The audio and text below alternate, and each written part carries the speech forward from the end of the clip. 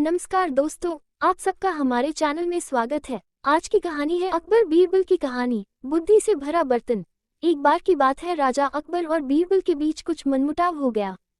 इसके चलते राजा ने बीरबल को राज्य से दूर जाने की सजा दे दी। इस परिस्थिति में भी बीरबल ने हार न मानी और उन्होंने अन्य गाँव जाकर वेश बदलकर खेती करना शुरू किया। अब वो एक किसान के रूप में अपना जीवन गुजारने लगे। शुरू में तो राजा अकबर के लिए सब कुछ सामान्य सा था, लेकिन कुछ ही दिन बीते थे कि राजा को अपनी गलती का एहसास होने लगा। वो अपनी दैनिक दिनचर्या में बीरबल को याद करने लगे थे।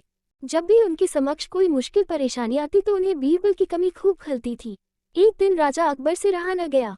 उन्होंने अपने सेनापति को बुलाया और उन्हें बीरबल को ढूंढ लाने का आदेश दिया। राजा की आज्ञा अनुसार हर गांव, हर गली में बीरबल की खोज शुरू की गई। सभी सैनिकों ने हर एक कोना छान मारा, लेकिन वे बीरबल को ढूंढ न सके। राजा को जब इस बात की जानकारी मिली तो वे बड़े निराश हुए। अब बीरबल से मिलने की उनकी बेचैनी और बढ़ने लगी थी। अचानक राजा के मन में एक उपाय आया। उन्होंने आदेश दिया कि सभी गांव के मुखिया को संदेश भेजा जाए कि उन सभी को एक बर्तन के अंदर बुद्धि डालकर राजा को भेजना होगा। जो भी इस आदेश को पूरा नहीं करेगा, उसे इसके बदले एक बर्तन में हीरे जवाहरात भरकर राजा को भेजना पड़ेगा। सभी गाँववासी राजा के इस अजीबोगरीब आदेश को सुनकर परेशान थे। सभी यह सोचकर हैरान थे कि बुद्धि को किस तरह एक बर्तन में भरा जाए। बुद्धि तो सभी के पास उपलब्ध थी, लेकिन उसे किस तरह एक बर्तन में डालना है, ये सोचकर सभी परेशानी में थे। ऐसा न कर पाने की अवस्था में उन्हें उसी बर्तन को कीमती हीरे जेवरों से भरना था, जो कि इससे भी बड़ी समस्या थी। वहीं जिस गांव में बीरबल एक सामान्य किसान का वेश बनाकर रह रहे थे, वहां भी राजा का यह आदेश चर्चा का विषय बना हुआ था।